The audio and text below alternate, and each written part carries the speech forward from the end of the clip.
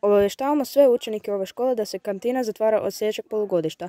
Tvrtka Panino d.o.o. zatvara 50% školskih kantina zbog neprofitabilnosti poslovanja. Zbog protokola javne nabave novi ponuđači neće moći baviti djelatnosti kantine sve do lipnja 2022. godine.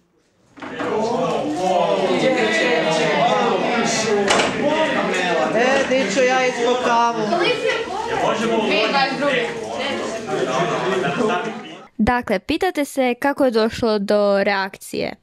Pa vratimo se malo unatrag.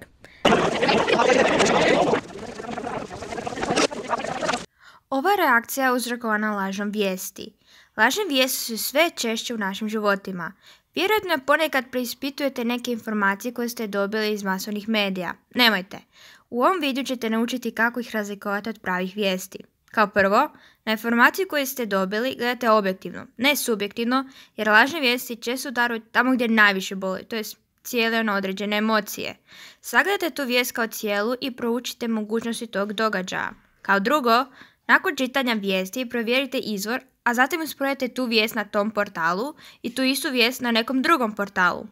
Po čemu se razlikuju, po čemu su iste?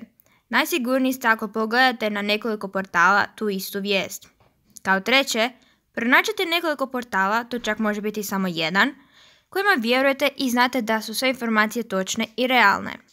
Nakon ova 3 koraka trebali biste moći odrediti koje su vijesti točne, a koje nisu. Sretno sa pretraživanjem interneta i nemojte zaboraviti, vijesti se gledaju objektivno, a ne subjektivno i nemojte da emocije utječu na vašu odluku.